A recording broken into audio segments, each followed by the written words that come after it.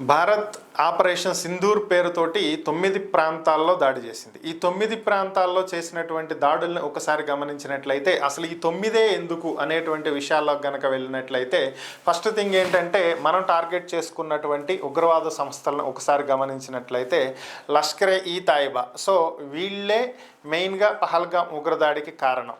So వీళ్ళే గతంలో ముంబై దాడుల వెనక ఉన్నటువంటి సూత్రధారులు కూడా. సో నెక్స్ట్ జైషే ఈ మొహమ్మద్. సో వీళ్ళే 2001 పార్లమెంటు మీద దాడికి సంబంధించి, అలాగే పుల్వామా ఘటనకు సంబంధించి ఈ దాడులకు ముఖ్యమైనటువంటి కారణం వీళ్ళే.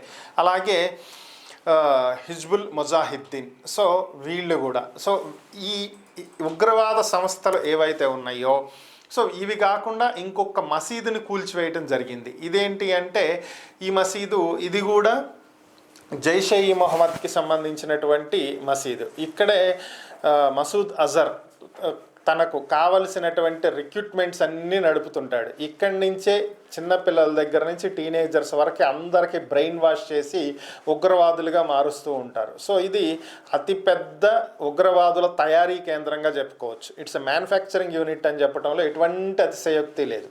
సో ఇలాంటి వాటిని టార్గెట్ చేసుకుని దాడులు నిర్వహించింది. అలాగే మిగిలినటువంటి ప్రాంతాలు చూసినట్టయితే వీటి హెడ్ క్వార్టర్స్తో పాటుగా లాంచ్ ప్యాడ్స్, అలానే మన పిఓకే వెంబడి పాకిస్తాన్ ఆక్యుపైడ్ కాశ్మీర్కి సంబంధించినటువంటి నియంత్రణ రేఖ వెంబడి కూడా మనం దాడులు చేయడం జరిగింది. ఎందుకు అంటే ఇక్కడి నుంచే ఉగ్రవాదులను అనధికారికంగా అక్రమంగా మన దేశంలోకి పంపించి చొప్పించి దాడులకు పాల్పడటం, ఎక్కడెక్కడి నుంచి ఎక్కువ సార్లు వస్తున్నారు అనే వాటిని టార్గెట్ చేసుకుంది. ఇక మరొక కేంద్రం ఏంటంటే ఇక్కడ జైషే మొహమ్మద్కి సంబంధించి దాదాపు 200 ఎకరాల్లో ఉన్నటువంటి ప్లేస్. సో దీంట్లోనే అందరికీ భారీ స్థాయిలో ట్రైనింగ్లు ఇచ్చి బ్రెయిన్ వాష్లు చేసి వాళ్ళని ఉగ్రవాదులుగా తయారు చేసి పంపించేటువంటి కేంద్రం. ఇలాంటి వాటిని పర్టిక్యులర్గా ప్రిసైజ్డ్గా వాటికి సంబంధించినటువంటి A to Z ఇన్ఫర్మేషన్ తోటి, పూర్తి సమాచారంతో పూర్తిగా ఇన్ఫర్మేషన్ సేకరించిన తరువాతే వాటిని లక్ష్యంగా చేసుకుని దాడులు చేయడం జరిగింది.